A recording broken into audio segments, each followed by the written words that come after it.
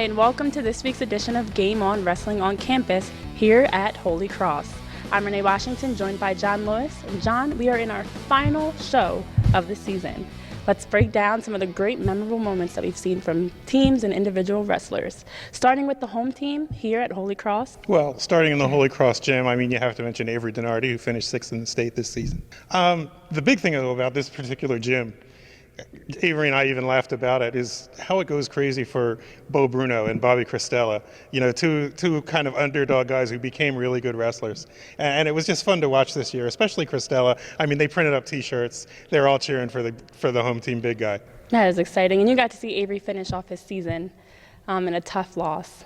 I did. He had a couple of wins first. He got into the quarterfinals. He had a good run. He ran into some really good wrestlers. And I think, considering what he went through at the start of the season, he tore his MCL. He had to come back. I think he overachieved. I mean, he wanted to finish better than 6th because he was 6th last year. But you know, I think 6th, it's a bigger achievement this year than it was last year. Yeah. And I think he's coming to grips with that. Yeah. Given all he's been through, that's a great achievement.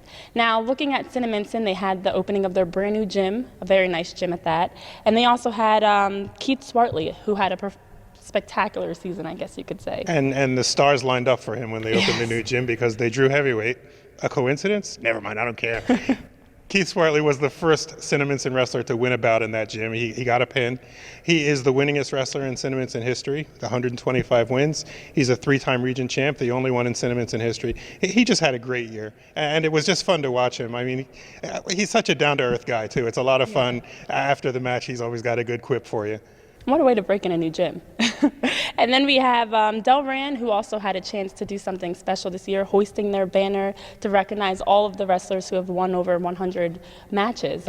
I'm glad I was there to see that. I mean, Brett Motter, who a lot of people will tell you he's the best wrestler in county history, he came back to be part of it. That is nice. And it's still, I mean, he draws a throng of people who want to shake his hand and just get a word or two from him. But the other thing that stuck out in my mind, Andrew Carthen, who wrestled actually for Bordentown before he went to Delran, I just remember his family followed him around. Every match that he wrestled, he had 6 or 7 family members in the stands.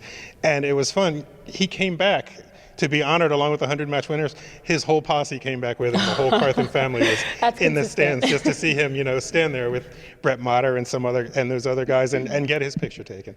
The other great thing about it is Phil Rogers' family paid for that banner, and his name is going to be at the top of it. He has 150 career wins. He's the winningest wrestler in Delran history now. All right, and then what else sticks out in your mind from this season? Well, the big thing for me, the most fun that I had anyway, the most reaction that I got, was the match between Matt Higgins of Shawnee and Kyle Trout of Lenape. It was a 3-1 win for Higgins. Trout got his ankles at the end of the match. Probably should have had a takedown. And I got that on video. I was able to tweet that out, and I got more reaction to that than anything that I did all season. Including reaction from Holy Cross. There were a couple Delran people. I mean, everybody. Trout, it should have been 2. Feel bad for you, Trout. You'll get him in districts. And that was the fun thing about this. They actually did wrestle again in a district final. And Matt Higgins, you got to give him credit. He won again.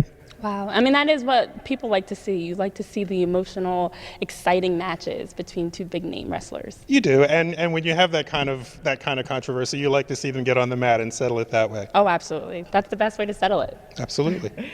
All right, thanks for joining us for our last edition of Game On Wrestling on Campus. Follow us on Facebook and Twitter at BCT Game On, #BCT Sports, and be sure to check out the Game On homepage all week for more content.